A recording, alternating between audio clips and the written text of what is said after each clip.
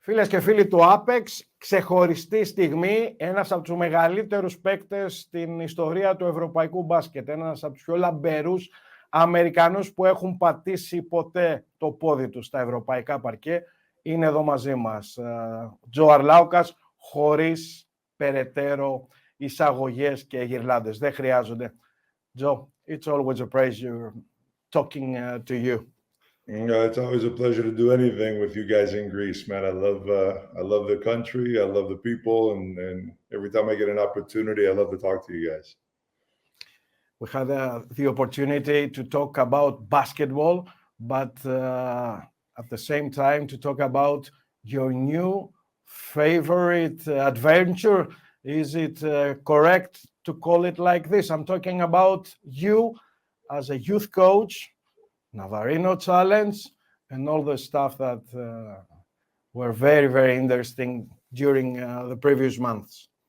Yeah, you know, I mean, to me, the Navarino Challenge is I'm lucky enough to go to many events in Greece, you know, between some pro-ams and some, you know, the Santorini experience also, and but I think the Navarino Challenge is always the most special one because it you know, kind of like what they say, it unites families through sports, you know, and I think that's the most important thing in today's society. In today's society, we have so many kids that sit home and play video games and sit on their iPhones and you know, WhatsApp messages and Facebook and Instagram, and you know, to be able to have an event where everybody participates together as a family. You know, they run together, they do yoga together, they swim together. I just think it's an amazing thing for families, to give people that inclination to go out and play more sports and be more active. And what more beautiful place than Costa Navarino to do it. So I'm very lucky about that also. It's obvious from your response that you consider your position as a youth coach something that exceeds basketball, exceeds sports. It's more like a teacher. It's all about structure and principles. That's how I get it. Am I wrong? No, you're not wrong. I think you're right. It's just, you know, I think that's what I base my experiences on when I teach kids, you know, like I do here in the American school here in Madrid. You know, you get to teach kids based on your experiences and everything you've learned through life. You know, in a situation like the Navarino Challenge, it's more, you know, direct, quick, and it's a little bit different, the atmosphere. You know, you just want the kids to have fun, you want them to enjoy it, and you know, it's kind of like I've done many speeches against, you know, drugs, you know, where you go into bad situations and you talk about the what drugs can do to you. You know, if you save one person from doing drugs, you feel like you're a success, you know. And I think by doing this challenge, the Navarino Challenge, if you could have one kid come out who maybe doesn't want to play basketball, but he gets there, and he enjoys the moment, and you make it a beautiful moment for that hour and a half, then he says, hey man, this is a lot of fun. And again, if you have one kid, it's been a successful time. You know, I have two kids, two boys, 13 years old and 9 years old. The first one is playing basketball. I'm sorry. You can say so. Yeah. Sometimes you're sorry as well. Mine are old now. I feel your pain. You're relieved. You're at Yeah, least two steps ahead. You'll see that you're never relieved. The problem is just get bigger. Okay. I'll keep this as a note. Maybe it will be useful in a few years. It sure will. I have a question. Since I'm quite sure you're getting too deep into this, you're not doing the youth coach just to say, to write in your CV, okay, I'm Джо Αρλάουκας, I did this, I did that. How can you convince a boy, 10 years old, 13 years old, to stay away from the tablets, from YouTube, and doing not instinctively, totally convince him to have an alternate path or point of view? You know, I think that's a great question because, as you know, as a parent, and anybody who's listening knows as a parent, the most difficult person that a child will learn from is their own parents, because they always think that we don't know what we're talking about, we don't know what we're doing, you know. So I think sometimes it has to be an outside influence, you know. I think I felt the same way about my parents, you know, when they told me not to do this, not to do that. It was always like, well, you don't know what you're doing, you know what you talk about, until, of course, I had children. And the moment I had children, I realized, like, damn, you know, my parents were, you know, I'm doing the same thing that my parents did to me. And that what they did was they taught us values, you know, they taught us values outside of just, you know, your home values. They taught you values of how to treat other people, how to be respectful with other people. And the question that you ask is a question that I ask many kids. And I think the best way in today's atmosphere is to kind of guide them to certain paths, you know, and guide them towards kids that are already active, then where they can see kids being active, being enjoying, you know, different moments and different activities, whether it's basketball, whether it's football, whether it's, you know, I don't care what the sport is. I don't care if it's chess, you know, I don't care if it's tennis. You know, I just think the kids need to have passion.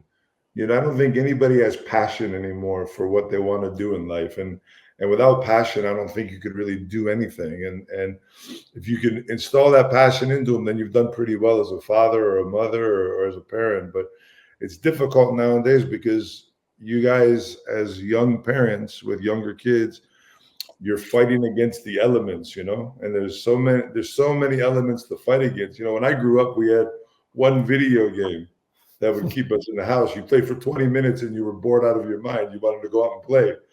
You know, now you can play with your best friend who's living in Australia. So it's a different world. It's a different way. It's a difficult way to get kids to be more active.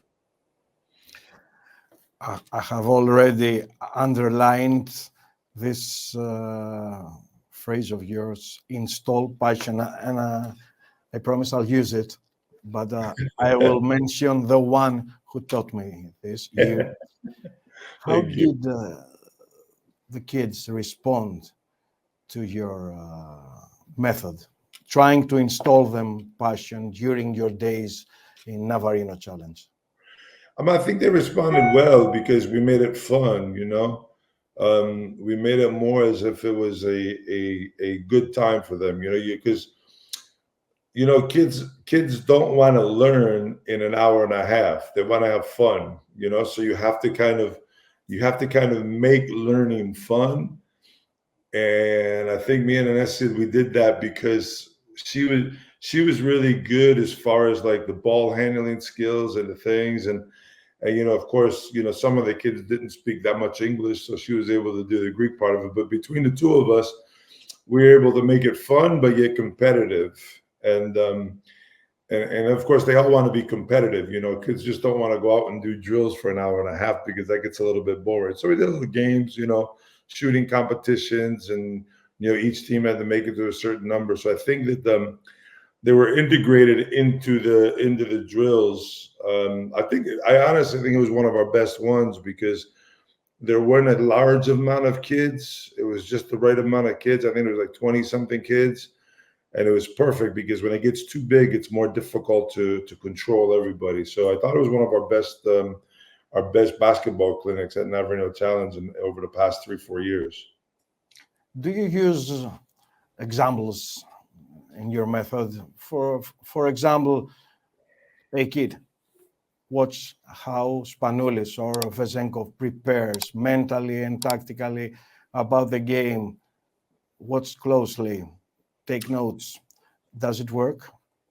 I think it works in some things. You know, with the kids that I coach here, you know, there's a thing about, you know, Stephen Curry has changed this game for many many young kids, you know, and no one realizes that, you know, Stephen Curry, before he starts shooting the ball from half court, he's already taken, you know, 75, 80 shots from underneath the basket, from the foul line, you know, 15, 20 shots off the backboard from each side to kind of get his depth perception. And then he starts moving away from the basket and shooting the, you know, the crazy shots that he shoots and makes in the game. But I think kids only, you know, nowadays I try to explain to them, you know, even when I do commentate games, when I was in Olympiacos, Barcelona, you know, I was taking video of, I can't remember who, Jabari Parker, I think, you know, who started like very close to the basket. The other day here in Madrid, I was taking a video of Sergio Rodriguez, you know, that he has his kids that go to the American school where I coach players, you know, and I show these kids, I'm like, look, this is how you come out and you start a game. This is how you come out, you start practice. Because what happens is these kids come out, they want to shoot the ball from half court. They missed 5 shots in a row, which is normal. And they think it's the worst day of their life, you know, because they're going to have a bad day. And it's like, no, you know, you have to visualize the ball go in the basket, see the ball go in the basket, figure out your motion, figure out how to do things. I think that's the best advice you can give a kid nowadays. They just want to go out and make 3-pointers. And I'm fine with 3-pointers. I think 3-pointers are great. I wish I can go back and play again so I can shoot 3-pointers. They didn't let me shoot 3-pointers when I played. But, you know, start from under the basket and go out and move further and build confidence. So it's hard for kids. Nowadays we got Google, man. We have, you know, if you don't know the name of a song, you know, you put your phone up to the speaker and at Shazam, you have the song, the name of the song, the artist, and you can listen to it in 2 seconds. You know, when I heard a song when I was 14 years old, I had to beg my father to take me to the store to buy the record, you know. Then he told me I had to mow the lawn and I had to wash the house and clean the dishes for my mom so that I could earn it. You know, and now it's just, you know, a cell phone. It's a different world. That's true. So let me put it a little bit bluntly. There are kids watching a megastar like you trying to sell them something that is deep, substantial, and all this is happening in a state-of-the-art facility in Navarino. Is there any way I can be there by your side? You want to be there to help out? Just watching or doing whatever you tell me to do. Hey man, listen, the more the merrier as far as I'm concerned. You know, the more people, it's always great to have more people so you could individually work with the kids, you know, in smaller groups. And if we had enough people, yeah, I mean, you know, talk to me next year. We'll get you the Navarino Challenge. It's already on tape. There you go, yeah.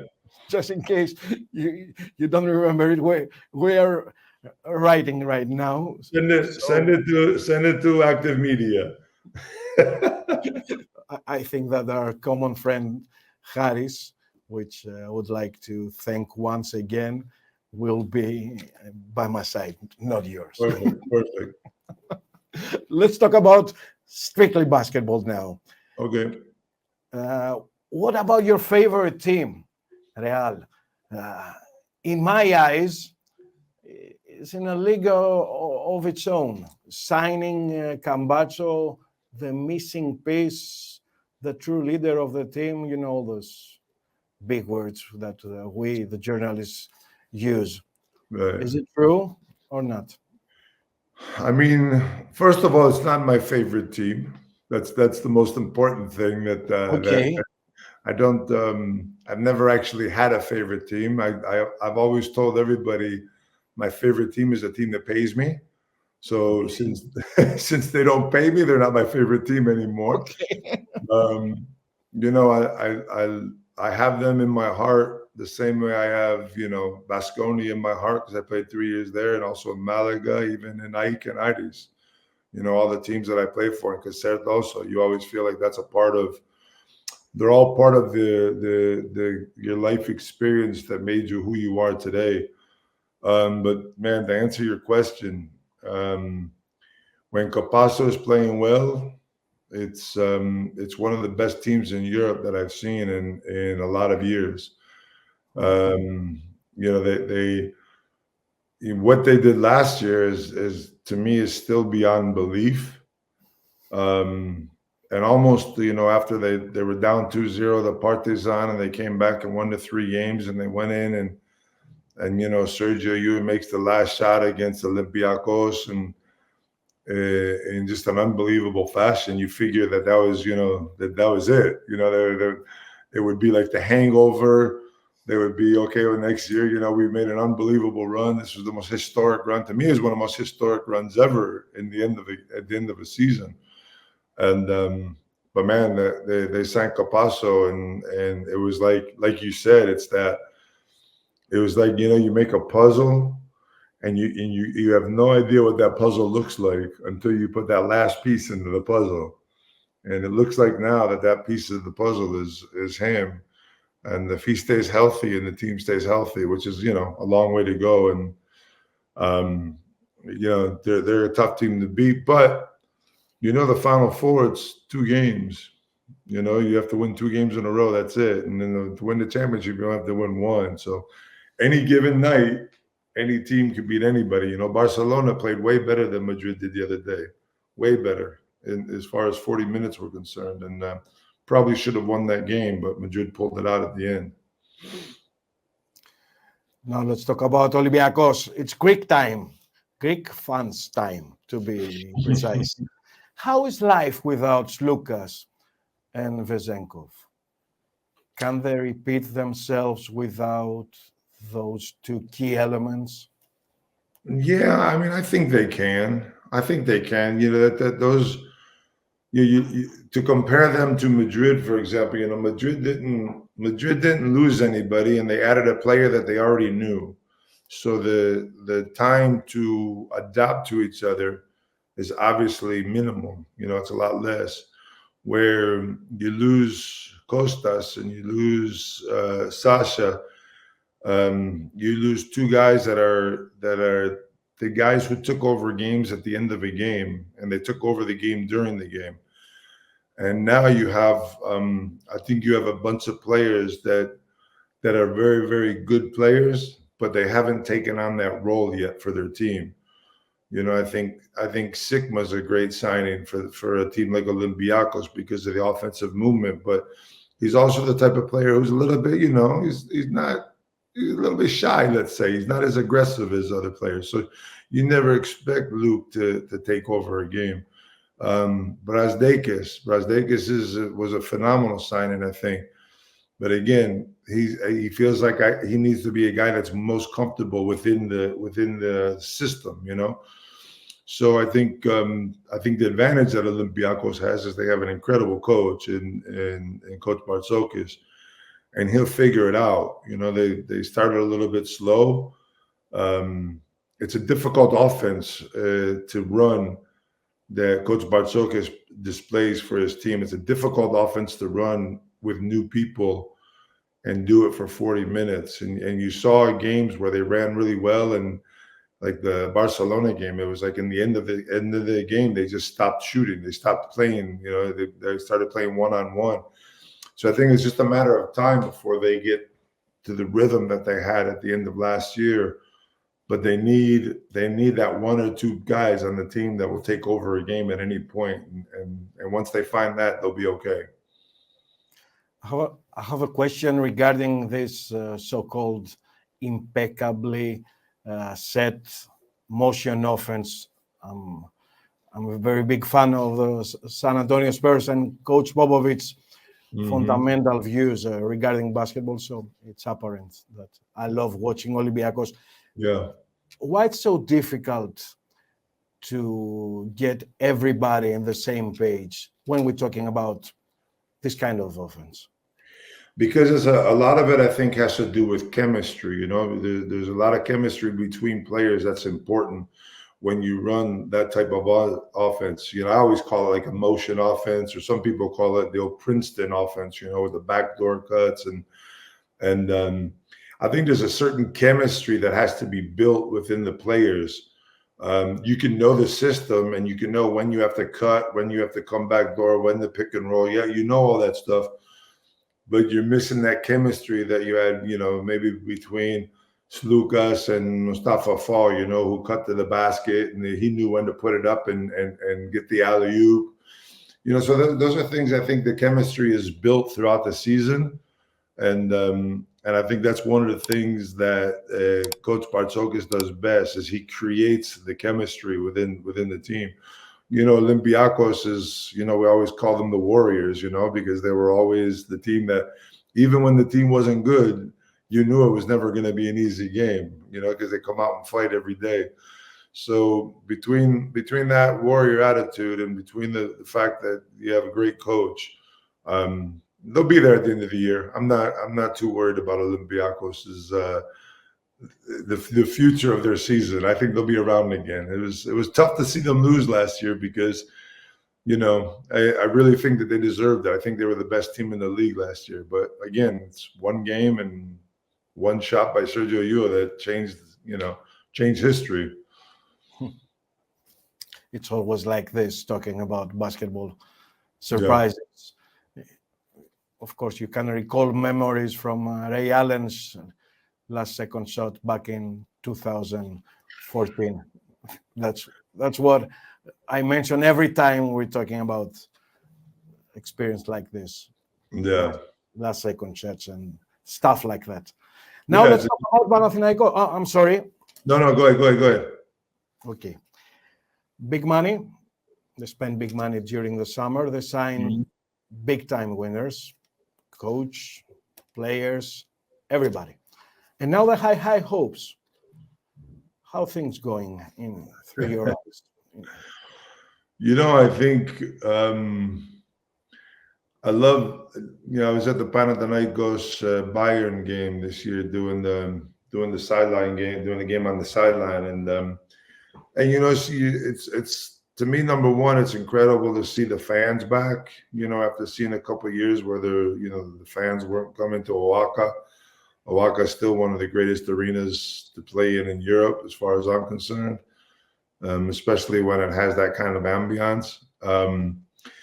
As far as the team's concerned, I see it as being an interesting team because the signings are the signings and the players are the players. But again, going back to the chemistry and putting all those players together, and they have an incredible coach, a guy, who probably should have won 3 straight Final Fours, but was cut short by COVID, but ended up winning 2 after that. But it's he doesn't have the type of players that I see that he likes. He doesn't have the Shane Larkin. He doesn't have the Vasily Micic, that's there that again can have the ball in their hands. He always ran those 3 point guard sets, depending on if it was Boubois or whoever else was in the game.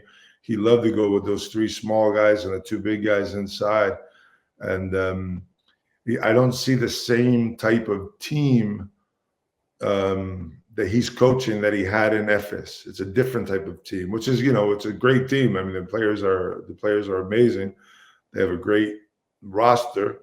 Whether or not they can put it together, and unfortunately, in the Panathinaikos atmosphere, you have to put it together pretty quickly. Otherwise, things can blow up very easily, And so there's a lot of pressure in that situation because of all the names that were signed. Instead of doing it, little by little over the years, boom, you want to do it, in the first day. And it's kind of like what we're talking about with Google, or with Shazam. You put the phone up and all of a sudden you want to be in the EuroLeague championship. It's not that easy. There's 17 other teams out there that are doing the same thing you're doing. So it's difficult. And bottom line, you cannot skip steps, like you said. Exactly. Earlier on, talking about youth.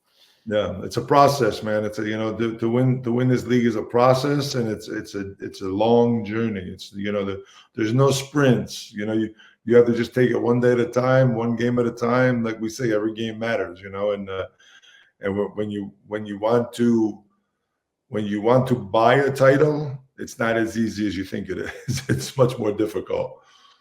Indeed. Yesterday, Panathinaikos announced the agreement with Kendrick Nunn. Are you familiar with his game? Can he fit to what you were talking earlier on? I'm not very familiar with his game. I saw the signing yesterday.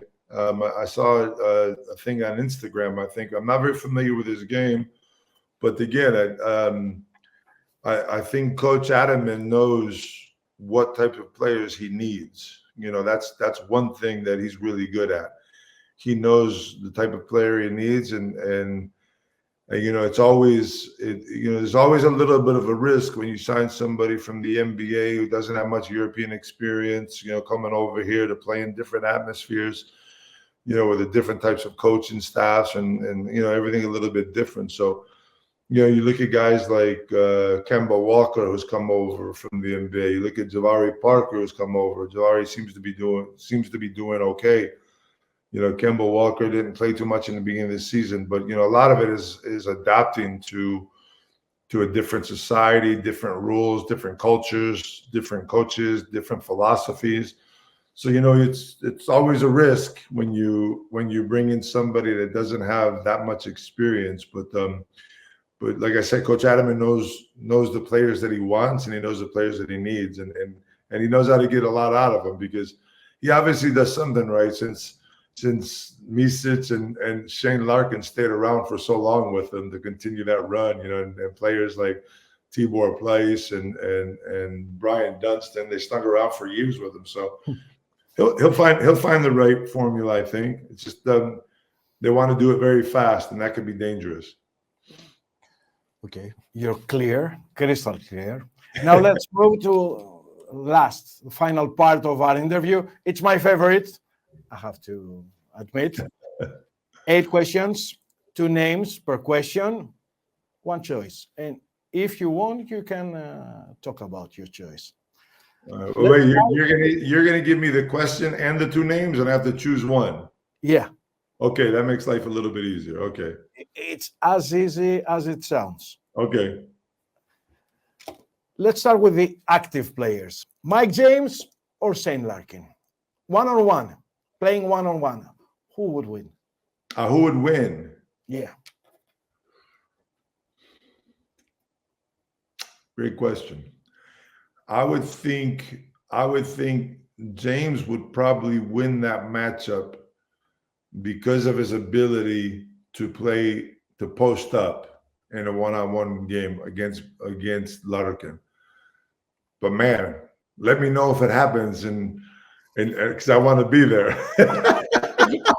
Me too. Can we do it in Syros next year at the 3-on-3 tournament, please?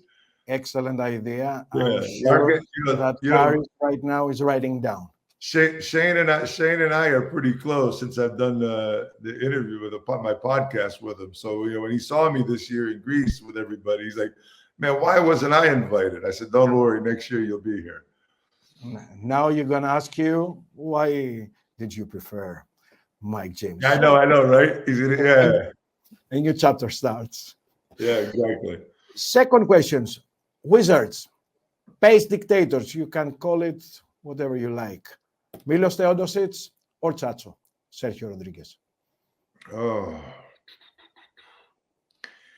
man, I tell you, if the word is wizard, if the word is like, you know, like, what do we want, wizardry or whatever, I think Teodosic has got amazing court vision. So yeah, I'll leave it at that. I'll leave it at Teodosic, although I'd probably want Chacho on my team if I was a coach. Okay. It's like Steve Nash against Jason Williams, or I'm too far from being accurate? Kind of. It's kind of like that, but I think in that case, I'd probably take Nash too. I love Nash. He was one of my favorite players of all time. Amazing. Third one, Alex Vezenkov or the one and only Nikola Mirotic? Vezenkov or? Mirotic. I would have to go with Vasenkov. Okay. Interesting. I just love his game. You know, I've watched Nico over the years play, and sometimes he struggles in big games. And you know, and Vasenkov last year, 2 years ago, I should say, in the Final Four, had a difficult game. You know, and came back this past season and played one of the best Final Fours I've seen the player play. So I'd have to go with Vasenkov. Okay. Now we move on to the trickiest one, where Greek audience is ready to attack. Lucas or Vasenkov?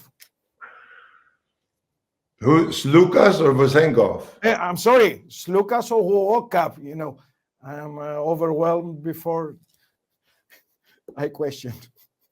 Wait, so give me the two again. It's Lucas or Thomas Wokap. Wokap. Yeah. Man. Just because of what they've done in the past, both players, and what they possess, I would say my choice would be Lucas, because he's been so fundamental at the end of so many games, you know.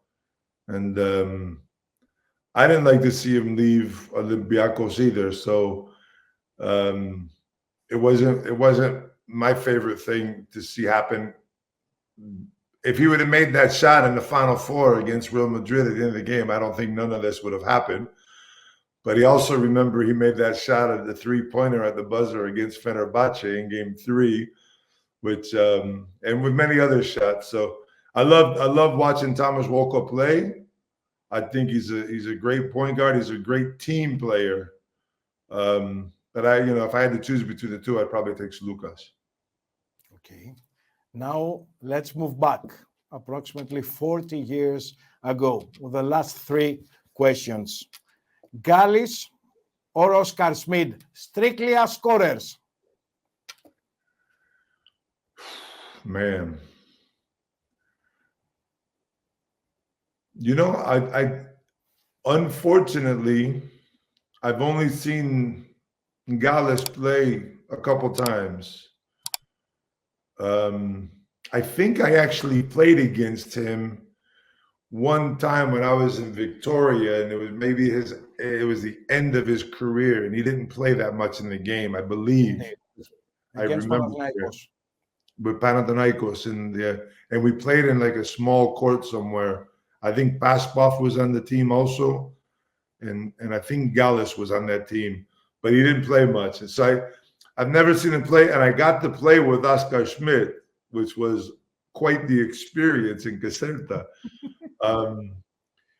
But considering that I see apexsports.gr behind you, I'm going to be politically correct and go with Gallis. Thank you. It will be too tough to handle if you have chosen Oscar, even if he's one of my favorites.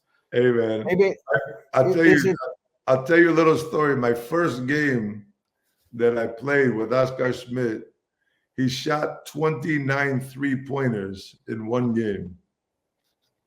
You know, he shot 17 3-pointers against our Greek national team, and he was the one and only opponent that Fanis Christodoulou, he was a very, very tough defender, never managed to contain.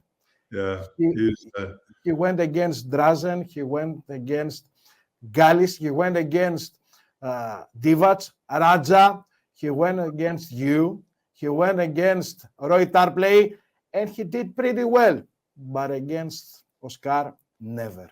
It's always different trying to contain a shooter.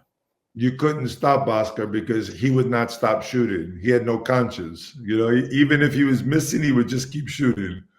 And he was constantly moving, even if he was 6'8", 6'9".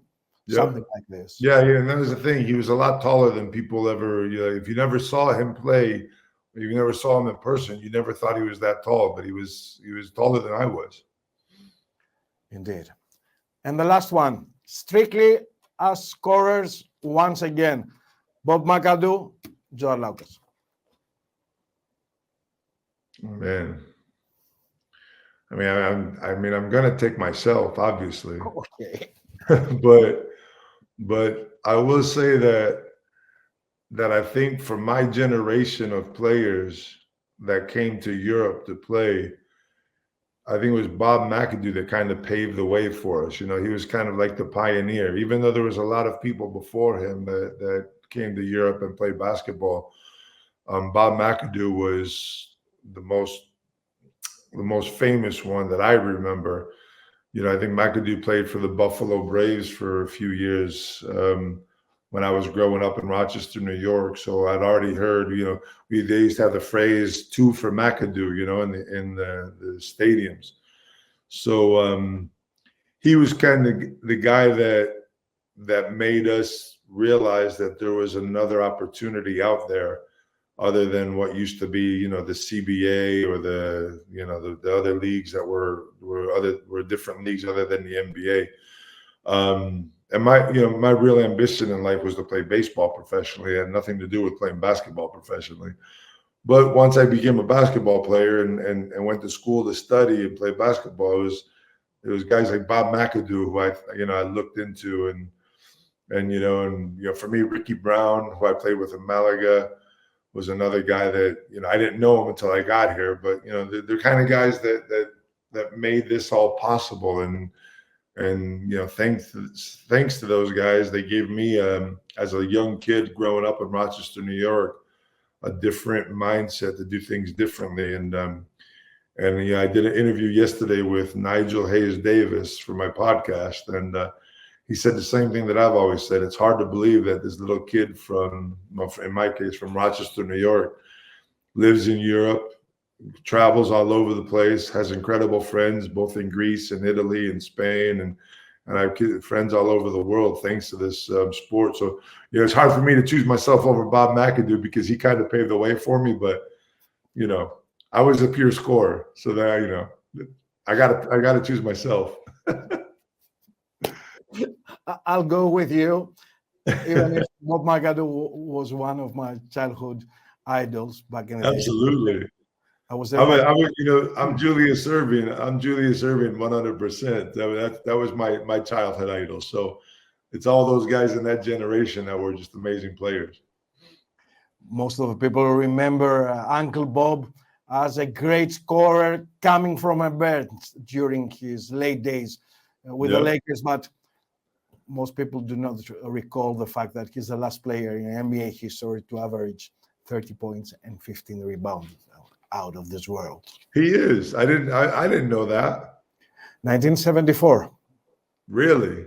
That's amazing. The last time that ever happened. It's not Karim, it's Bob. Shit. Maybe I have to change my answer then. Okay. I'll stick with your response. Yeah. I'll stay. You make it. I'll stay with it.